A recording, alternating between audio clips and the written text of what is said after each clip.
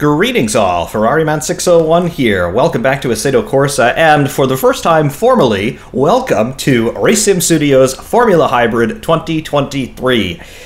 What we're doing here today is just to take a very brief overview look at what this brand new member of the RSS stable is. Of course, it is the latest addition to the famed Formula Hybrid series. Every year since 2017, Racing Studio have given us their ground-up interpretation of current year Formula 1 regulations, and for 2023, these guys have absolutely pulled out all of the stops, and they have gone crazy on effectively every detail on this car. Far too numerous to cover in this relatively short video here. Of course, most likely one of my absolutely epic 3+ hour reviews will be forthcoming of this car.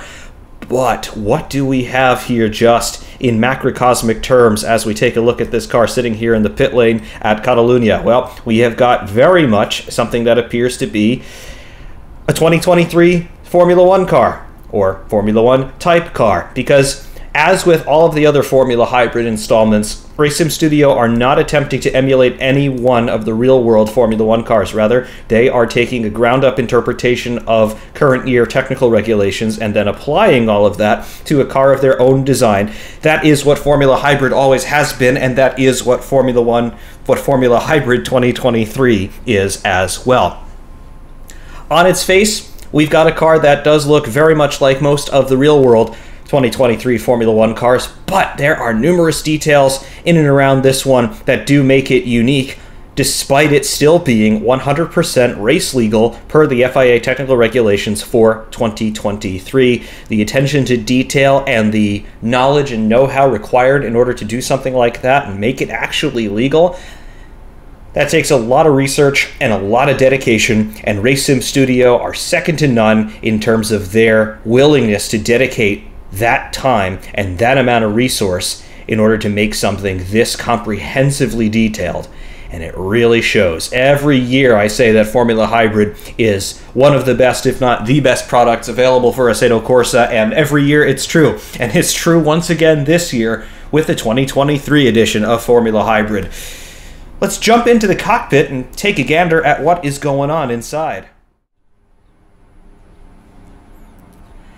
Coming into the cockpit now, what do we see? Well, first of all, you have got the very stereotypical current year Formula 1 type view out the front of the monocoque. We've got the halo surrounding us, as you would expect in this day and age. Very nice wing mirrors on either side, the cockpit surround and all that stuff. The steering wheel. This is a real steering wheel that you can actually buy for your sim racing rig at home, whatever you may have. It is Gomez Sim Racing, as you might be able to see from the driver's helmets, or Gomez Sim Industries, I do beg your pardon. Gomez Sim Industries, not Gomez Sim Racing. However, this is a real-world product that you are able to purchase for your at-home sim rig if you so desire.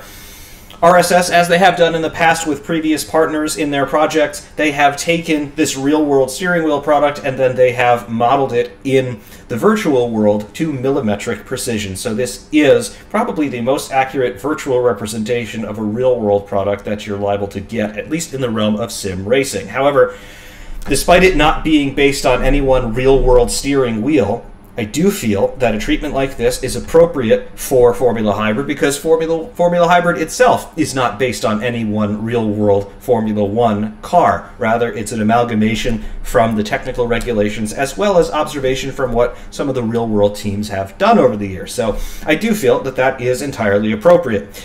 However, other things that we have got going on in the cockpit, we have that wonderful carbon texturing on the sides of the bulkhead. As you can see here, we've got the Alcantara padding on either side of the cockpit just for the driver's upper legs and elbows there so he doesn't get bounced around too bad. Seat belts, great hand and glove detail, including some custom graphics here on the driver's suit, on the gloves. You can see number 47, William Gricko. Who is that? I don't know.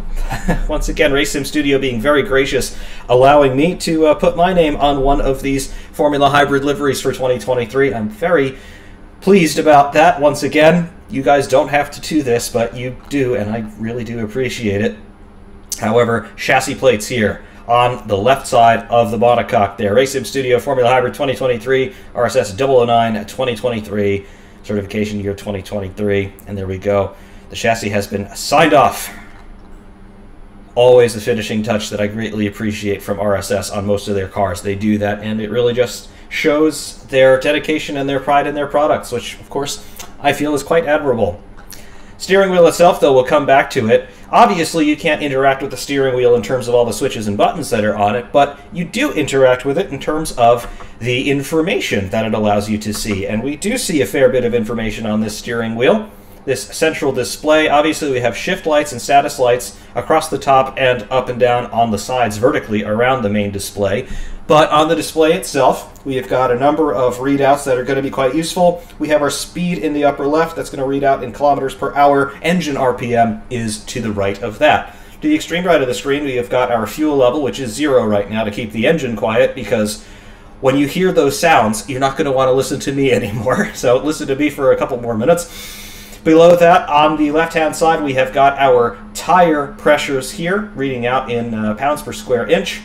So 21 on the front axle and 19 on the rear axle for the moment. That'll obviously change as we get more temperature in the tires. In the center gear position indicator, currently reading neutral, but we have got an 8-speed box, so you will see that updating. We have our fuel mileage there in terms of kilometers covered per liters burned. We've got our session delta, our best delta there. That'll update, obviously, as we turn laps. And then below that, current lap time, followed by fastest lap time, followed by last lap time. Toward the left side, again, we've got our time of day, our position on track, and then our turbo level in terms of where we are setting our turbo boost. And then lap counter on the bottom there, and turbo boost pressure to the right of that. On the extreme sides, vertically on the screen, you have on the left our ultimate power reserve in terms of the MGU battery, and then on the right hand side you have our power reserve per lap, so that will update. Both of them update as you use power, but as you cross the line to begin a new lap, that one on the right will cycle all the way back up to the top, which signifies 100% in terms of your power allotment available to use on the current lap. That's about it for the cockpit. Take a look through the setup screens next. Setup screen here on FH23. What have we? Gears. We do not have adjustable gears. This is in keeping with the real-world Formula 1 technical regulation saying that the teams must declare their gear ratios at the start of the season and they shall change them no more.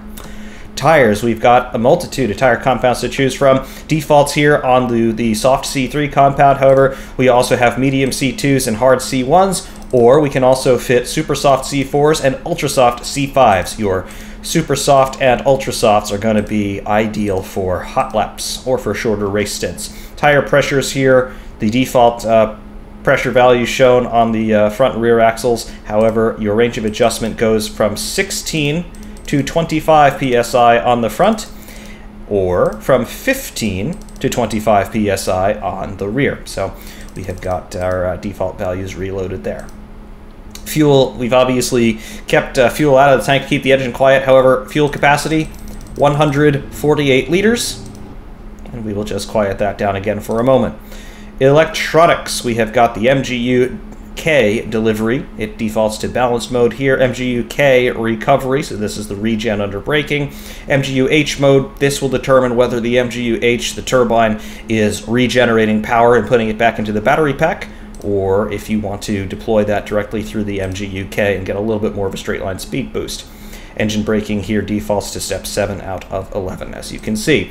Aerodynamics, things start to get a little bit fun here. We have alternate nose and rear wing configurations on this car. Have a look at the front end here. Nose configuration step 0 is what we've got loaded here. However, if we go to step 1, you can see that we have a change in our nose cone and a little bit of a change in the shape, slightly, of our front wing, the bottom plane there, the forwardmost section of the wing. Not too bad, if I may say so, but there it is. Some markedly different nose tips there. And again, it just changes the overall look of the car ever so slightly. I tend to like step 0 a little bit more than step 1, but they are obviously both available to run. Aero config here on the rear end.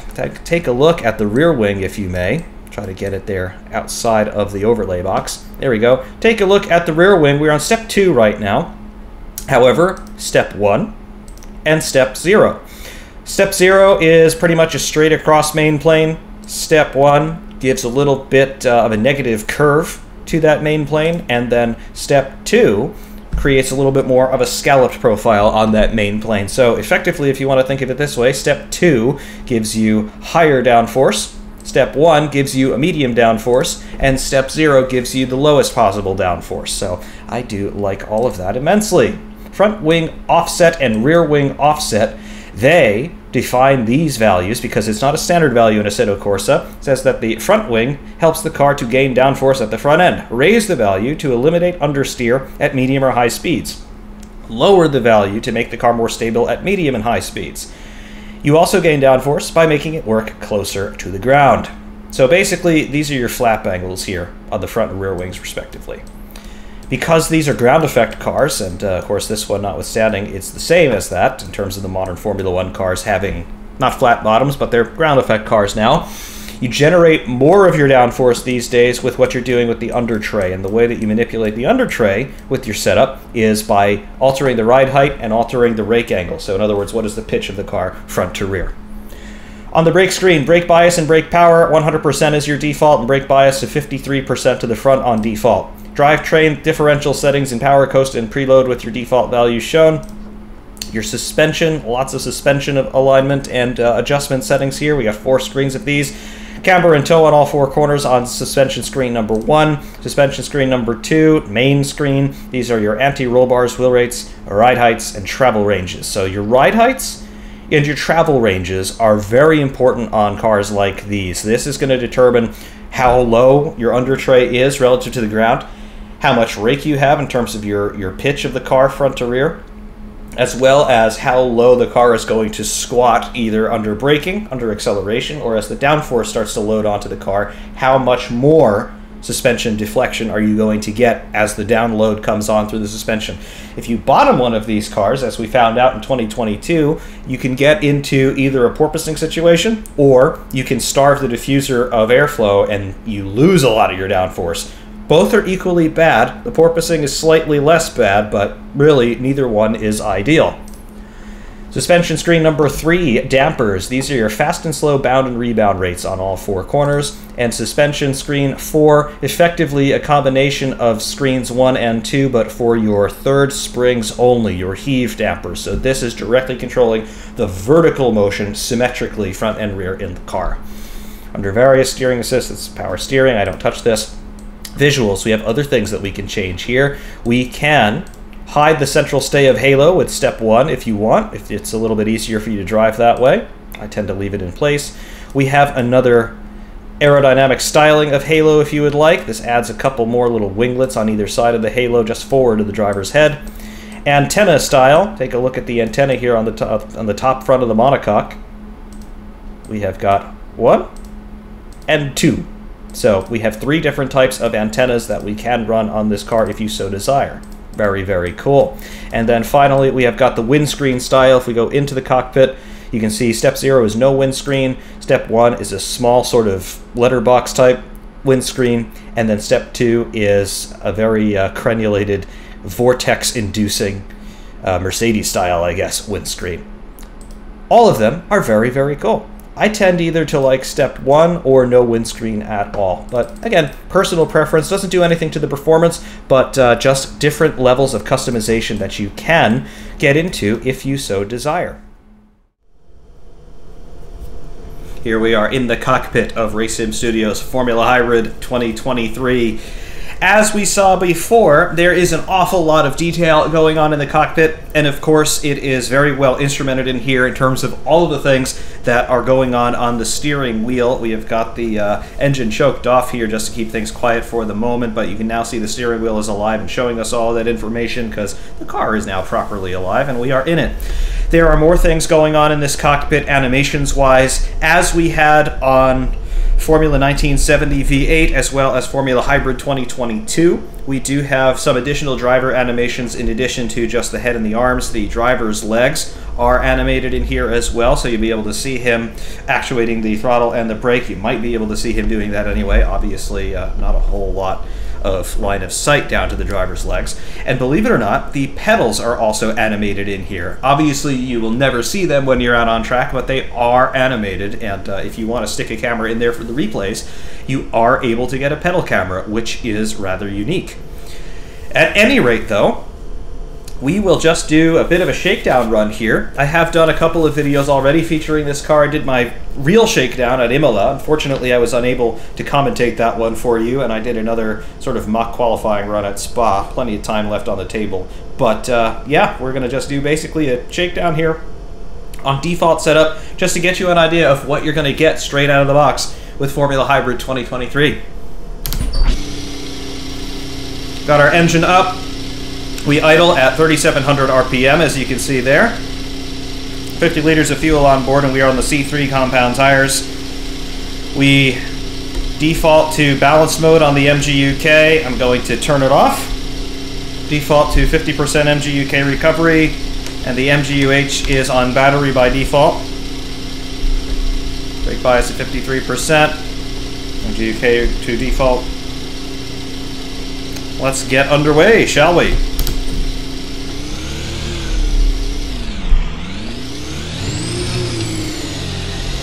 Clutch is very progressive, like that.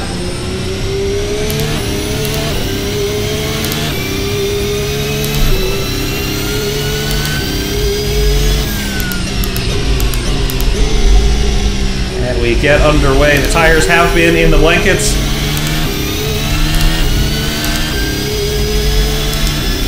So they are not entirely cold, but obviously they're not up to full working temperatures or pressures yet. I don't know how well you can hear behind me, but already we have got all sorts of noises going on from that engine bay. And on the replays that you will see at the end of this run, you're going to hear a whole cacophony of wonderful noise, both from the onboard camera as well as the external replay, so stay tuned for that if you will. Second DRS zone of this lap. DRS is active. Green light comes on the extreme left side of the shift lights.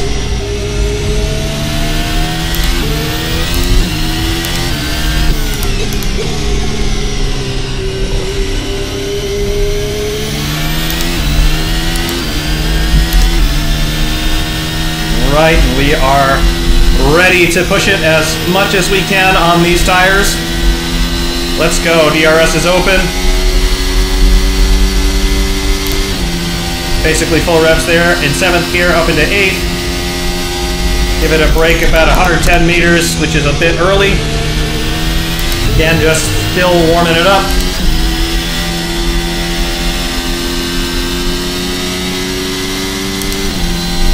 Tremendously good sounds.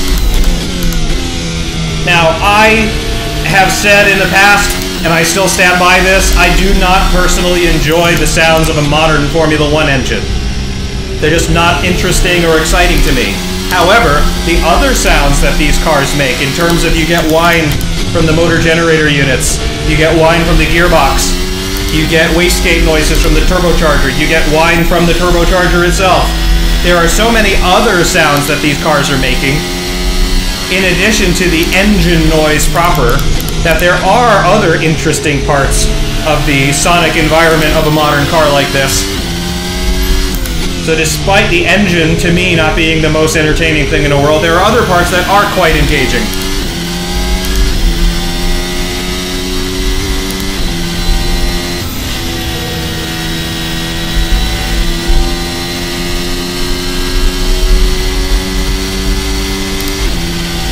Things are pretty much up to temperature where we want them now. We'll push the braking a little bit deeper. About 100 meters.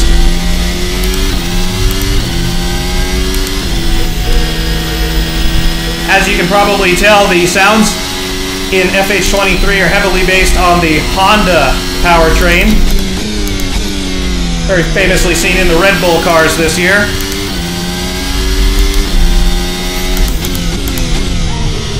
While I wouldn't call it a 100% dead ringer, because of course things have to be made a little bit unique in here, it is by far the most faithfully realistic in terms of trying to parody a real-world example, the most faithfully realistic Formula Hybrid sounds that I have ever heard.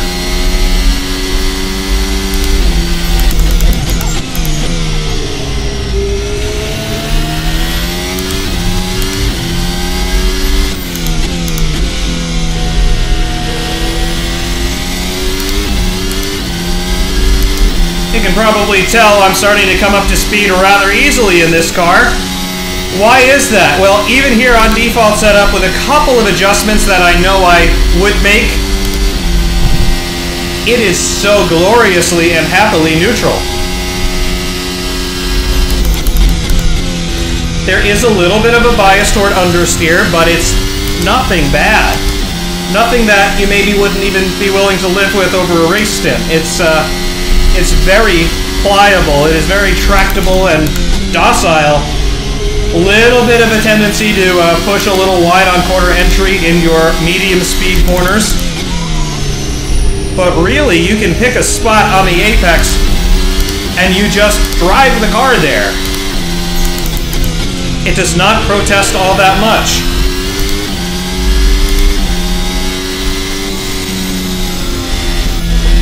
Little bit of mid-corner understeer again there in the high-speed stuff. But again, this is the third step down on the tires. We have two faster compounds than this yet available.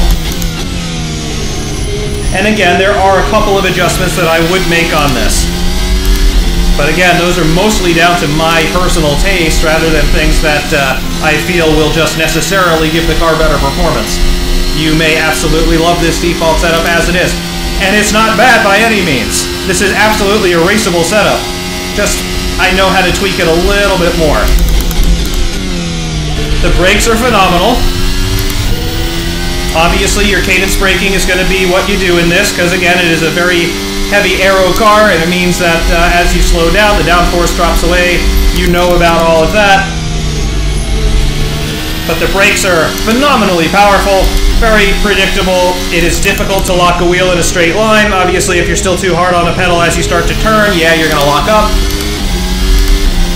Traction, even on these effectively medium compound tires, yeah, they are, it's good enough. You can be pretty confident in getting hard into the throttle out of medium speed corners, and you're not going to get much, if any, wheel spin.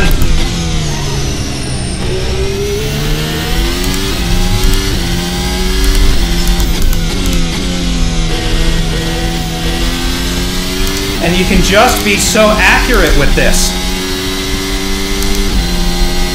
Not even really thinking through any of these corners. The car is just going where I want it to go, and where it does understeer a little bit, just compensate accordingly and just let the car launch.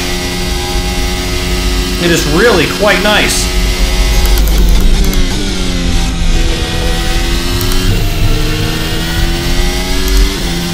Obviously, your hybrid systems work as you are accustomed. If you've driven any other version of Formula Hybrid, you will understand immediately how these hybrid systems work.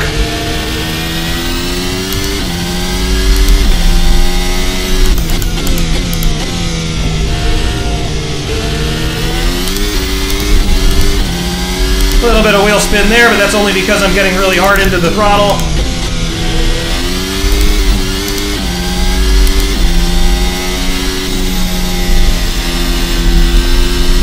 Really is working very nicely.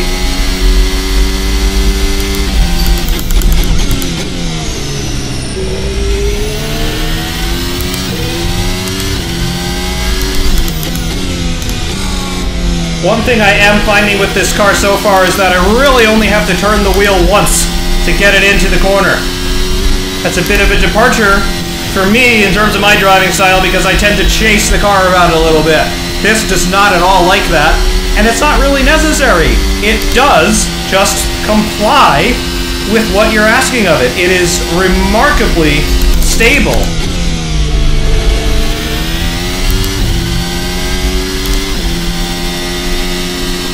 It's really very rewarding.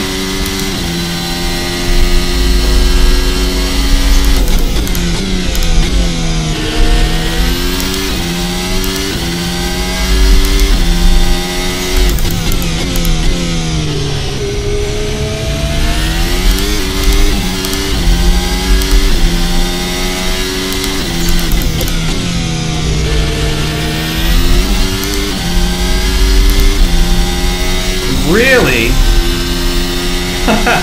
I really feel like I can get used to this pretty quick.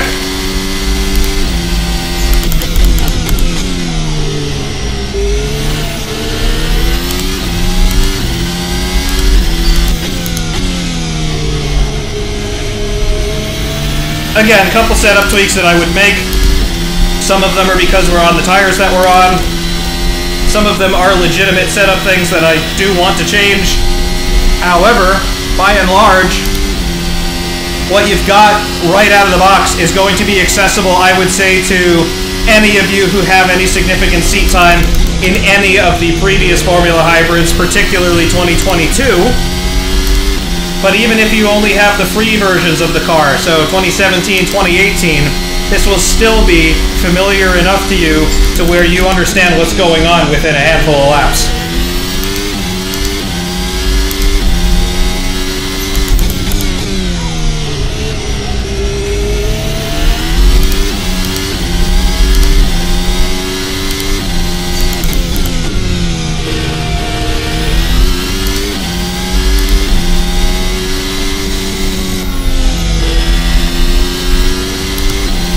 So very, very, very interesting, though. Every year, RaceSim Studio make a Formula Hybrid. And every year I say, this is the best one yet. They've bested themselves once again. I don't know how they do it. Unfortunately, I have to repeat myself yet again. RaceSim Studio, how did you pull this off? It's better than 22, and I thought 22 was extraordinarily good. So how do you do this? How do you every year come back and say, you know what? We can do better. How? How do you do it? Explain that one to me.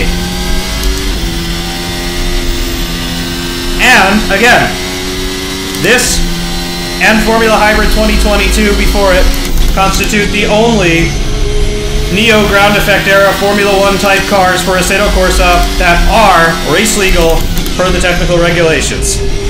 So doing all of that and making sure to follow very prescriptive and very complicated technical rules.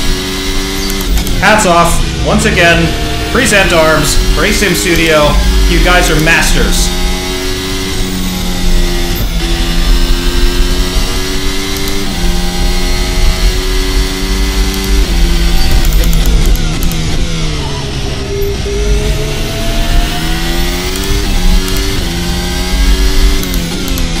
And all of that, and we have burned just a touch under 19 liters of fuel. We're on lap 9. So it's fairly fuel efficient as well. Given what it is, of course.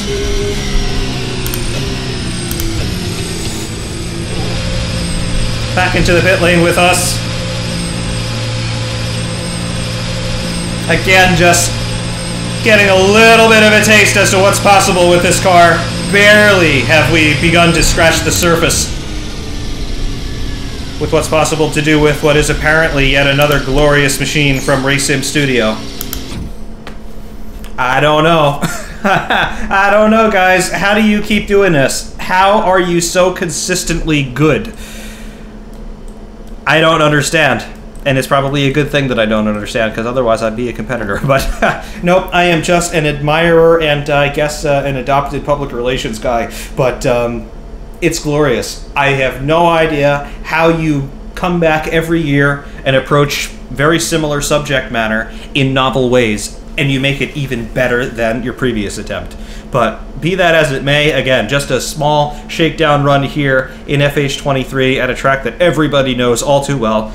And yeah, it is compliant to a surprising extent. Again, FH22 took a little bit of a learning curve to learn how to control it, especially with the extended CSP physics, because they had porpoising that was implemented on the standard version of the car, and you had to understand how that worked and dial it out, or just have the extent of it that you could tolerate without compromising the downforce in other areas, and that took a bit of a learning curve. This thing is accessible and it is grippy straight out of the gate, which means that any setup changes that you make are going either to make it markedly worse or make it marginally better.